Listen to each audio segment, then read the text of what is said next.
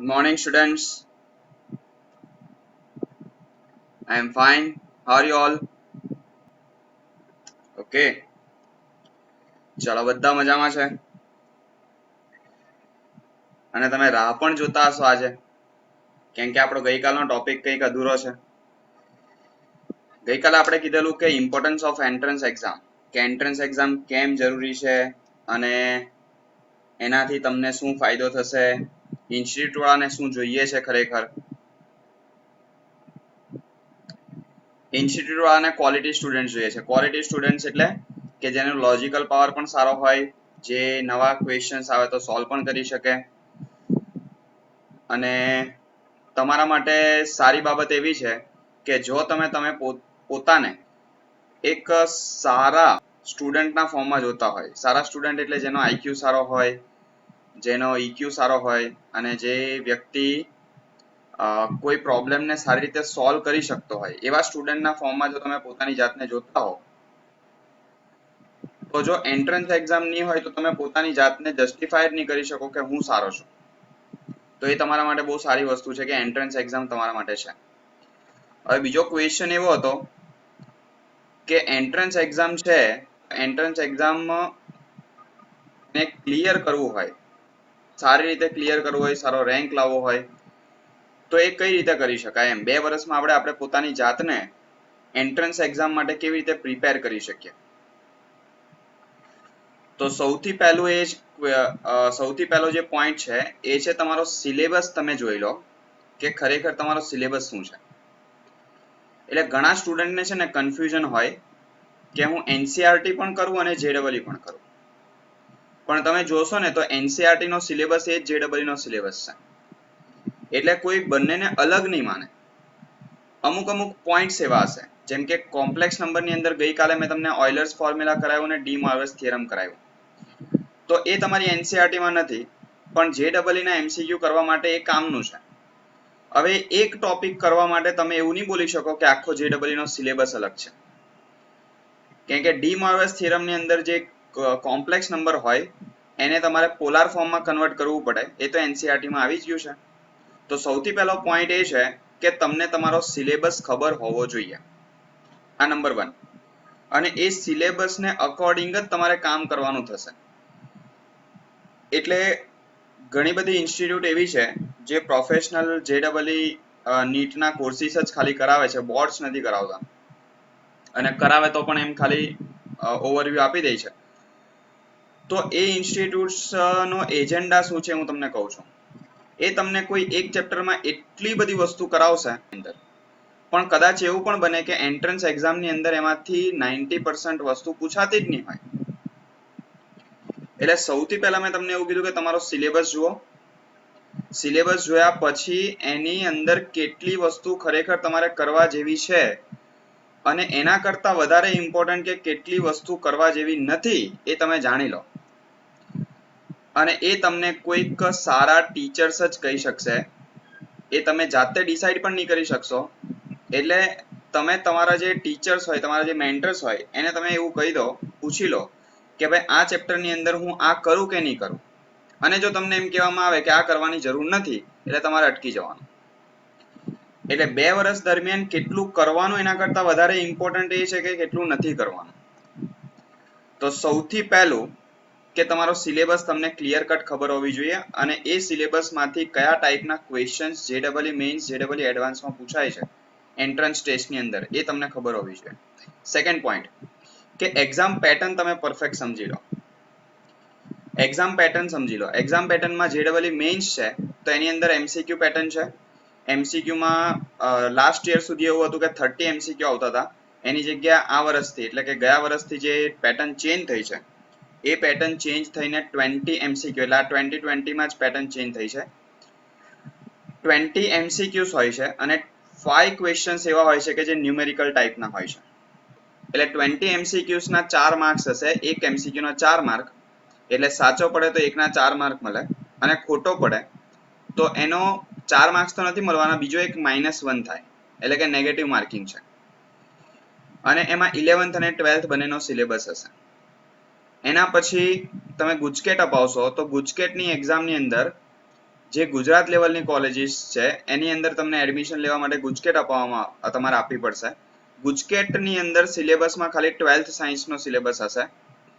એની અંદર પણ negative marking છે, પણ એમાં એક સબ્જેક્ટના 40 MCQs છે અને 40 MCQs અને 40 માર્ક્સ એટલે એક ક્વેશ્ચનનો 1 માર્ક, એક MCQ નો 1 માર્ક.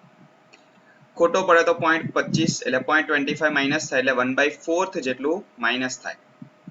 તો ટોટલ 3 સબ્જેક્ટ મળી ત્યાં 120 માર્ક્સનું પેપર હોય અને એની અંદરથી નેગેટિવ માર્કિંગ પણ હશે ને એક ક્વેશ્ચનનો 1 માર્ક હશે એટલે 120 ક્વેશ્ચન્સ 120 માર્ક્સ.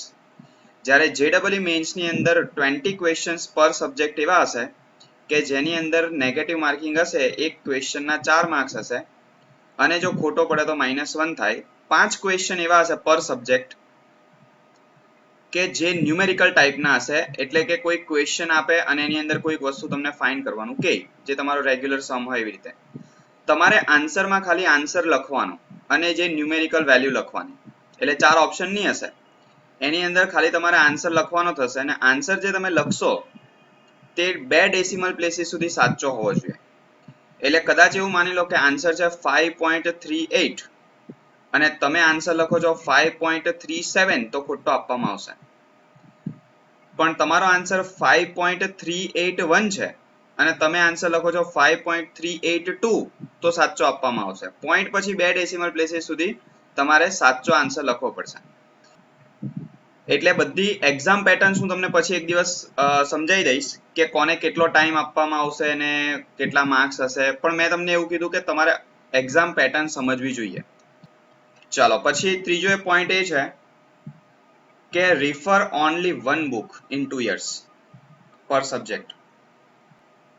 જો તમારે પરફેક્ટ રિઝલ્ટ લાવવું હોય ને, સારામાં સારું રિઝલ્ટ લાવવું હોય તો બહુ બધી બુક્સમાંથી તમે પ્રિપેરેશન નહીં કરો. એક તો તમને જે અહીંયાથી MCQ ની શીટ્સ આપવામાં આવશે કે જે મોડ્યુલ આપવામાં આવશે તે કરો અને તમારા રેફરન્સ માટે ખાલી કોઈ એક જ પબ્લિકેશનની બુક તમારી પાસે હોવી જોઈએ. એક કરતા વધારે પબ્લિકેશનની બુક તમારે કરવાની જરૂર નથી. અને જે કંઈ પણ વાંચો છો, જેમ કે એક પબ્લિકેશનની બુક છે એની અંદરથી તમારું એક ચેપ્ટર થઈ ગયું, પછી તમને એમ થાય છે કે મારું આ ચેપ્ટર તો આ પર્ટિક્યુલર બુકમાંથી તો થઈ ગયું, તો હવે એ ચેપ્ટર હું બીજી બુકમાંથી કરું ના. શક્ય હોય તો એ જ બુકને 5-6 વાર 10 વાર રિવાઇઝ કરી લો. એકની એક બુક તમે રિવાઇઝ કરો. બ્રુસલીનું બહુ મસ્ત એક સેન્ટેન્સ છે. બ્રુસલીએ એવું કીધેલું કે I fear not the man who practiced 10,000 kicks once, but I fear the man who has practiced one kick 10,000 times. એટલે હું એવા માણસથી બીતો નથી કે જેણે 10,000 કિક્સ એક વાર પ્રેક્ટિસ કરી છે, પણ જો કોઈ એવો વ્યક્તિ હશે કે જેને એક કિકને 10,000 ટાઈમ્સ 10,000 વાર એને પ્રેક્ટિસ કરી હશે તો એની અંદર એની એટલી બધી માસ્ટરી હશે કે હું એને હરાઈ નહીં શકીશ, મને એનાથી ડર લાગશે. એટલે તમે એક જ બુક પર્ટિક્યુલર તમે પહેલેથી અત્યારથી ડિસાઈડ કરી લો અને એ પર્ટિક્યુલર બુકની પાછળ એટલા લાગી જાઓ કે એની અંદરથી ગમે તે ખૂણામાંથી ગમે તે પૂછે તો તમે આમ ફટ દઈને આન્સર આપવા જોઈએ. બીજું એના પછીનો જે પોઈન્ટ છે, એટલે ત્રીજો પોઈન્ટ આપણે શું કીધું તો કે કોઈ એક પર્ટિક્યુલર બુક લઈ લો, મોડ્યુલ્સ કાં તો પછી આપણા જે PDF મળે છે તમને એ બધી વસ્તુ તો છે જ, એના સિવાય હું તમને એમ કહું છું કે એક પર્ટિક્યુલર બુક હોવી જોઈએ કે જે તમે રોજ તમારે જાતે તમે કરતા હશો અને એ જે રોજ તમે કરતા હશો એમાંથી એની અંદરની એક વસ્તુ તમને ખબર હશે. હવે એટલા માટે કહું છું, સમજો કે બહુ બધા ક્વેશ્ચન થયા પછી તમને કંઈક યાદ પણ રહેવું જોઈએ અને યાદ રહેલું છેલ્લે 3 કલાકની જે JEE ની એક્ઝામ હશે મેઇન્સની એની અંદર 3 કલાકમાં એ વસ્તુ યાદ આવે, તમે એને એ વસ્તુને એપ્લાય કરી શકો, એપ્લાય કરીને આન્સર સુધી પહોંચી શકો એ પણ જરૂરી છે. એટલે તમે એક જ બુકને વારે વારે રિવાઇઝ કરશો ને એટલે કન્સેપ્ટ એટલા બધા પાક્કા થઈ જશે કે કોઈ પણ જાતનો ક્વેશ્ચન હશે તો તમે ઓછા ટાઈમમાં એને સોલ્વ કરી શકશો. એટલે ઓછા ટાઈમમાં સોલ્વ કરી શકીએ એ પણ બહુ ઇમ્પોર્ટન્ટ છે. તો આપણે એવું કીધેલું કે તમારે JEE મેઇન્સમાં સ્પીડ અને એક્યુરેસીની જરૂર પડશે. તો સ્પીડ ક્યારે આવશે તો કે એક કન્સેપ્ટ થરલી તમને ખબર હોય ને એના માટે એક પર્ટિક્યુલર બુકને વારંવાર તમારે રિવાઇઝ કરવી પડશે. એના પછી બીજો એક પોઈન્ટ હું કહું છું, challenge yourself by giving daily task. એટલે રોજ જ તમારે તમારી જાતને પોતાને ચેલેન્જ કરવાની કે ચાલ આ તો હું ભણ્યો છું આજે અને આ એમસીક્યુઝ મારે કરવા છે, એ એમસીક્યુઝ હું જાતે કઈ રીતે કરી શકું. કંઈક એવું કામ કરો કે જે તમને એવું લાગે કે આજે મેં મારી જાતને ચેલેન્જ કરી. ઓછા ટાઈમમાં વધારે કામ કરવાનું છે, 2 જ કલાકમાં આખું ચેપ્ટર વાંચી લેવાનું છે. આજે આખો દિવસ બેસીને મારે જેટલા પણ ફિઝિક્સના એમસીક્યુ પતાવવાના છે બધા પતાવી દઈશ. તમને એવું લાગે કે આ ઇમ્પોસિબલ છે, એવી વસ્તુ રોજ તમારે કંઈક ને કંઈક નાની નાની વસ્તુ પણ ટ્રાય કરવી જોઈએ. નાની નાની કહું છું એટલે એકદમ બહુ મોટી વસ્તુ પણ નહીં, પણ તમને એમ થતું હોય કે હું કેમેસ્ટ્રીની એક થિયરી વાંચું, મને 1.5 કલાક થાય છે એને રિવાઇઝ કરતા, તો તમે પોતાની જાતને એવો ચેલેન્જ આપો કે હું અડધો કલાકમાં જ એને પરફેક્ટ કરી દઉં અને બીજી 5-10 મિનિટમાં લખી પણ નાખું, અને હું જોઉં છું કે મને પરફેક્શન સાથે કેટલું લખાય છે. આજે નહીં થયું તો આવતીકાલે કરીશ, પરમ દિવસે કરીશ. તો ધીરે ધીરે આ બધી પ્રેક્ટિસ કરશો, એ પ્રેક્ટિસને લીધે પણ તમે ધીરે ધીરે એમસીક્યુઝ તમારા પાવરફુલ થતા જશે. ડિસ્ક્રિપ્ટિવની પ્રેક્ટિસથી પણ એમસીક્યુ ધીરે ધીરે પાવરફુલ થતા જશે. ચલો બીજું એક જે ઇમ્પોર્ટન્ટ વાત છે એ છે કે તમે ગ્રુપ બનાવો અને એની અંદર તમે ડેઈલી ગ્રુપ ડિસ્કશન કરો. શક્ય હોય તો વોટ્સએપ પણ છે, તો વોટ્સએપ પર એક તમારું જે ગ્રુપ હોય એ ગ્રુપની અંદર તમે રોજ તમારા ડેઈલી જે તમે વર્ક કર્યું હોય તે પોસ્ટ કરો કે ભાઈ મેં આજે આટલું ઇમ્પ્રુવમેન્ટ કર્યું છે મારી જાતમાં. અને ગ્રુપ કેટલા સ્ટુડન્ટ્સનું હોવું જોઈએ, તો 3 સ્ટુડન્ટથી 5 સ્ટુડન્ટ સુધીનું જ ગ્રુપ હોવું જોઈએ. 5 કરતાં વધારે સ્ટુડન્ટનું ગ્રુપ રાખવાનું નહીં. 3 સ્ટુડન્ટથી 5 સ્ટુડન્ટ એવા હોવા જોઈએ કે જેની સાથે તમારી ફ્રીક્વન્સી પરફેક્ટ મેચ થતી હોય, કે તમે એકબીજા સાથે ડિસ્કશન કરીને તમારી જાતને ઇમ્પ્રૂવ કરી શકતા હોય. કાં તો એ તમારા જેવા હોય કાં તો તમારાથી બેટર હોય એવા સ્ટુડન્ટ્સનું એક ગ્રુપ બનાવવાની ટ્રાય કરો, કે જેનું ફોકસ તમારા જેવું હોય. જેમ કે કોઈકને આઈઆઈટીમાં જ જવું છે, તો તમે તમારા ક્લાસરૂમમાંથી એવા 5 વ્યક્તિને શોધી લો કે 4 વ્યક્તિને શોધી લો કે જેનો ગોલ આઈઆઈટી છે, કોઈનો ગોલ એનઆઈટી છે, તો એવા 4-5 વ્યક્તિ તમારા જેવા તમને લાગતા હોય કે ભાઈ આ મારી સાથે પરફેક્ટ મેચ થાય એવું છે, મારી સાથેનું એનું કોમ્યુનિકેશન બહુ સારું છે, અમે એકબીજાને સમજી શકીએ છીએ, એવા સ્ટુડન્ટ્સનું એક ગ્રુપ બનાવો અને ગ્રુપ ડિસ્કશન સ્ટાર્ટ કરો.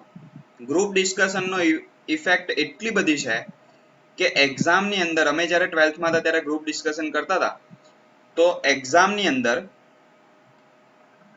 જ્યારે કોઈ ક્વેશ્ચન પૂછાય તો કોઈ ટીચરે ભણાવ્યું હોય તો કદાચ અમને યાદ નહીં હોય, પણ અમે ગ્રુપમાં બેઠા બેઠા ડિસ્કસ કર્યું હોય કે ભાઈ આ ક્વેશ્ચનમાં આ રીતે જ ઇન્ટિગ્રેશન થાય, આ રીતે નહીં જ થાય, કે પછી આ પર્ટિક્યુલર ફંક્શન છે એનું ડેરિવેટિવ આ રીતે નહીં જ થશે, એની મેથડ આ છે અને એનો ડાયરેક્ટ આન્સર પણ આ છે, એવું અમે અંદર ડિસ્કસ કર્યું હોય, એકબીજા સાથે આર્ગ્યુમેન્ટ કર્યું હોય, તો એ અમને કાયમ માટે યાદ હોય છે. એટલે અત્યારે તમે શું કરો છો તો કે તમને એક એમસીક્યુ ની શીટ આપવામાં આવે છે, તમે એમસીક્યુ બધા સોલ્વ કરો છો અને એ એમસીક્યુ ના ડાઉટ્સ મને પૂછો છો. હવે મારું કેવું એવું છે કે તમે એ ડાઉટ્સ ને પહેલા તમારા ગ્રુપમાં સોલ્વ કરો અને એ ગ્રુપની અંદર તમે જે ડાઉટ સોલ્યુશન કર્યું હશે તે તમને આજીવન યાદ રહેશે, કાયમ માટે યાદ રહેશે. તો તમારું એક ગ્રુપ હશે. આઈઆઈટીમાં તમારે પહોંચવું હોય કે એનઆઈટીમાં પહોંચવું હોય તો માની લો કે એકલા હાથે પહોંચાશે જ નહીં, તમારી સાથે તમને એવા ફ્રેન્ડ્સ જોઈશે કે તમને ત્યાં સુધી લઈ જાય. એટલે તમે એવું ગ્રુપ બનાવો કે જેને કારણે તમે ડેઈલી એની અંદર આઈઆઈટીની પ્રિપેરેશનમાં ઇન્વોલ્વ રહો અને ડેઈલી તમારા અપડેટ્સ તમારે આપવા પડે. ડેઈલી તમારે અમુક વસ્તુ ગ્રુપમાં પોસ્ટ કરવાની કે ભાઈ મેં આજે આટલા એમસીક્યુ કર્યા છે આ પર્ટિક્યુલર બુકમાંથી, પછી કેમેસ્ટ્રીની આ થિયરી કરી છે, ફિઝિક્સની આ થિયરી કરી છે, તો એ બધાને એકબીજાને તમે જણાવો અને ઇમ્પ્રુવમેન્ટ કરો ધીરે ધીરે. બીજું, એના પછીનો જે 6th સ્ટેપ છે એ છે તમારી જેટલી પણ ટેસ્ટ છે, યુનિટ ટેસ્ટ હોય, મોડલ ટેસ્ટ હોય, એટલે કે તમારી વીકલી ટેસ્ટ હશે, પછી આપણે એક સન્ડે છોડીને એક સન્ડે જે એમસીક્યુ ટેસ્ટ લઈશું, એના પછી જ્યારે પણ પ્રિલિમ્સ આવશે, એ બધી ટેસ્ટને તમે જેડબલઈ મેઇન્સની એક્ઝામ હોય કાં તો બોર્ડની એક્ઝામ હોય એટલી સિરિયસલી અપાવો. એક ટેસ્ટને તમે સિરિયસલી અપાવો. એટલે એક પણ ટેસ્ટમાં એવું નહીં થવું જોઈએ કે ચાલ આ ટેસ્ટમાં હું જરાક વાંચીને નહીં જઈશ તો ચાલશે, એક ટેસ્ટમાં શું ફરક પડે. આ મેન્ટાલિટી તમારી નહીં હોવી જોઈએ. તમે કમ્પલસરી રોજ એટલે કે બધી એક્ઝામની આગળના દિવસે તમારે એની 100% પ્રિપેરેશન કરીને જવી પડે. એટલે એક ટેસ્ટ જે હશે, એક જે ટેસ્ટ હશે એ બધી ટેસ્ટ તમારે 100% ડેડિકેશનથી અપાવી પડશે. એ પછી ડિસ્ક્રિપ્ટિવ પેપર હોય કાં તો એમસીક્યુ પેપર હોય, એક પણ ટેસ્ટને તમે લાઇટલી નહીં લેવાનું. જેટલી ટેસ્ટ આપો છો તે તમારી બોર્ડની ટેસ્ટ આપો છો કે એન્ટ્રન્સ એક્ઝામની ટેસ્ટ આપો છો એ પ્રમાણે તમારે આપવાની. એના પછીનો point, have 100% faith in your mentors. તમે જેના પર 100% ટ્રસ્ટ કરો છો, તમારા જે ટીચર્સ છે એ ટીચર્સની અંદર તમને 100% ફેથ હોવો જોઈએ. 100% નો મિનિંગ એવો થાય છે કે જો તમારી અંદર 99% ફેથ હશે ને તો એ 0 થઈ જશે. 99.99 પણ નહીં ચાલશે. તમને 1% પણ એવું હોય કે આ વ્યક્તિ કહે છે હવે એનાથી હું આઈઆઈટીમાં પહોંચીશ કે નહીં પહોંચીશ, જો આવો 1% 0.01% પણ ડાઉટ હશે ને તો તમારું રિઝલ્ટ 0 થઈ જશે. 100% એટલે એની અંદરથી 0.01% પણ તમને તમારા મેન્ટર્સમાં ડાઉટ હોવો જોઈએ નહીં. આ પહેલી વાત. અને જો આ હશે તો લાસ્ટ પોઈન્ટ તમારામાં ડેવલપ થશે, અને લાસ્ટ પોઈન્ટ છે have faith in your self. Have faith in your self એનો સીધો મતલબ એવો થશે કે have faith in your God. તમે એવું તો માનતા હશો કે તમારી અંદર બહુ બધી સ્ટ્રેન્થ છે અને બહુ બધી વીકનેસ પણ છે, અને તમે એવું પણ જોયું હશે કે ક્યારેક તમારી સ્ટ્રેન્થ તમને એટલી બધી કામ લાગી કે તમે બહુ સારું રિઝલ્ટ એચીવ કરી શક્યા, અને તમારું ધ્યાન પણ નહીં હશે અને તમારી ઘણી બધી વીકનેસ પણ તમને સારું કામ કરવાથી તમને રોકી દીધા હશે, કે જે તમને કદાચ ખ્યાલ પણ નહીં હોય કે ભાઈ મારી આ વીકનેસ છે એને લીધે હું આ કામ નહીં કરી શક્યો, કે જે ખરેખર કરી શકતા હતા. તો એવી ઘણી બધી વસ્તુ છે કે જે તમારા કંટ્રોલમાં નથી. જેમ કે કોઈક વ્યક્તિ એવું કહેતું હોય કે હું ગમે એટલું વિચારું પણ મને અમુક મેથ્સના ફંડા ખબર જ નથી પડતા, મને એની અંદર મગજ ચાલતું જ નથી. હું ગમે એટલું કામ કરું, ગમે એટલું વાંચું, 4-5 વાર 10 વાર થિયરી વાંચું છતાં પણ મને કેમેસ્ટ્રીની થિયરી યાદ જ નથી રહેતી. એટલે આ અમુક વસ્તુ એવી પણ આવશે કે જે તમારા કંટ્રોલ બહારની હશે. જે વસ્તુમાં તમને એવું લાગે છે કે તમારો પોતાનો કંટ્રોલ છે એની અંદર તમને તમારી એબિલિટી પર વિશ્વાસ હશે અને એ એબિલિટીથી તમે એને સોલ્વ કરી શકશો. પણ એવી ઘણી બધી વસ્તુ હશે કે જે તમારી કંટ્રોલ બહારની છે, એ તમે એ વિચારીને થોડા ડિપ્રેસ થઈ જશો. તો જો એમાંથી તમારે બહાર આવવું હોય તો હેવ ફેથ ઇન ગોડ. એવું કહેવાય છે, એટલે હું જ્યારે નાનો હતો ત્યારે પેલા બાળ સંસ્કાર કેન્દ્ર ચાલે સ્વાધ્યાય પરિવારના, એની અંદર જતો, યુવા કેન્દ્રમાં જતો, ત્યારે અમને એવું શીખવાડવામાં આવતું, એવું કહેવામાં આવતું કે જબ દંત ન થે તબ દૂધ દિયા તો જબ દંત આય તો અન્ન ન દે. એટલે જ્યારે તમારા મોઢામાં દાંત નહીં હતા ત્યારે પણ એને દૂધની વ્યવસ્થા કરેલી હતી. તો જ્યારે દાંત આવ્યા છે ત્યારે અન્નની વ્યવસ્થા પણ એ જ કરશે. એટલે તમને એવું લાગતું હોય કે તમે બહુ જ હારી જાઓ છો, તમે બહુ બધી મહેનત કરો છો છતાં પણ તમે કંઈ કરી નથી શકતા, તો તમે થોડુંક હેલ્પ સ્પિરિચ્યુઆલિટીની બી લો. તમે ભગવાનની પ્રાર્થના કરો, પ્રાર્થનામાં બહુ તાકાત છે. 3 ટાઈપના ક્વેશ્ચન કદાચ તમે સાંભળ્યા હશે. એક છે કે ઇન્ટેલિજન્ટ ક્વેશ્ચન છે, સેકન્ડ છે ઇમોશનલ ક્વેશ્ચન, એટલે સૌથી પહેલા લોકો જે કામ કરતા હતા ને તે ઇન્ટેલિજન્ટ ક્વેશ્ચન પર કામ કરતા હતા કે કોણ કેટલું ઇન્ટેલિજન્ટ છે એને આધારે એની એબિલિટી નક્કી થાય. પછી થોડા ટાઈમ પછી ખબર પડી કે ઇન્ટેલિજન્ટ વ્યક્તિઓ પણ આત્મહત્યા કરે છે, કે ઇન્ટેલિજન્ટ વ્યક્તિઓના પણ ડાયવોર્સ થાય છે, કે ઇન્ટેલિજન્ટ વ્યક્તિઓ પણ બિઝનેસમાં જે બિઝનેસ કરતા હોય છે એના કલીગ્સને, એના એમ્પ્લોયને સાચવવામાં અસમર્થ હોય છે, કે એને છોડીને બધા વ્યક્તિઓ ચાલ્યા જાય છે ઇન્ટેલિજન્ટ હોવા છતાં પણ. પછી એક ક્વોશન્ટ આવ્યો ઇમોશનલ ક્વોશન્ટ, કે તમે તમારા એંગર ને તમારું જે સ્વભાવ છે એને કઈ રીતે તમે મેનેજ કરી શકો છો, કેટલો સારી રીતે તમે એને યુઝ કરી શકો છો, સ્વભાવ કેવી રીતે તમે બેલેન્સ કરી શકો છો, એ છે ઇમોશનલ ક્વોશન્ટ. ઇન્ટેલિજન્ટ ક્વોશન્ટ ને ઇમોશનલ ક્વોશન્ટ પણ ડેવલપ થયા પછી પણ લોકો આત્મહત્યા કરે છે. અત્યારે તમે સુશાંત જોઈ લો. એટલે જ્યાં સુધી તમને એવું લાગતું હશે ને કે તમારા કંટ્રોલમાં ઘણી બધી વસ્તુ છે, ત્યાં સુધી તમે ઇન્ટેલિજન્ટ ક્વોશન્ટ અને ઇમોશનલ ક્વોશન્ટ થી જીતી પણ જશો. પણ જેવું તમને એવું થશે કે આ બધી વસ્તુઓ મારા કંટ્રોલ બહારની છે, એવા કેસમાં પણ જો તમે આમ હિંમતથી ઊભા થઈ શકતા હોય કે ના હજી પણ હું આ કરી શકું છું, અને એ જે તાકાત આવશે, એ તાકાત આપવા વાળી કોઈક તાકાત છે, કોઈક શક્તિ છે કે જેને આપણે ભગવાન કહીએ છીએ. આ દુનિયા આખી જે ચાલે છે તે એનર્જી પર ચાલે છે. એ એનર્જી જ બધું છે. અને એનર્જીને જ ખરેખર આપણે સાયન્ટિફિક ભાષામાં એને એનર્જી બોલીએ છીએ, બાકી સ્પિરિચ્યુઅલ ભાષામાં એને આપણે ભગવાન કહીએ છીએ, કે કોઈક એવી તાકાત કહીએ છીએ, ઈશ્વર કહીએ છીએ, ગોડ, અલ્લાહ, જે તમે જેને પૂછતા હોય તે. તો મતલબમાં એ જે વસ્તુ છે કે તમે તમારી જાતની અંદર એકવાર વિશ્વાસ કરો એટલે તમારે એવું માનવાનું કે તમે ભગવાનમાં વિશ્વાસ કરો છો. કે જો મને એવો વિચાર આવ્યો કે હું આઈઆઈટીમાં જઈશ, તો પછી એ વિચાર આપવા વાળો પણ ભગવાન છે, અને પછી એના માટે મને મહેનત પણ એ જ કરાવશે. અને એ તમારે ડેઈલી મહેનત કરતી વખતે એ વસ્તુને મગજમાં રાખવાની, રિયલાઇઝ કરવાની. આમ તો કઈ રીતે એન્ટ્રન્સ માટે પ્રિપેર કરવું જોઈએ એ તો બહુ મોટો ટોપિક છે, પણ અત્યારે આપણે થોડાક ટાઈમ લિમિટેશન્સ આજે થોડુંક વધારે થઈ ગયું, પણ ટાઈમ લિમિટેશન્સમાં જેટલું મારે કહેવા જેવું હતું એટલું મેં તમને કહી દીધું. આવજો, એન્જોય, જય શ્રી કૃષ્ણ.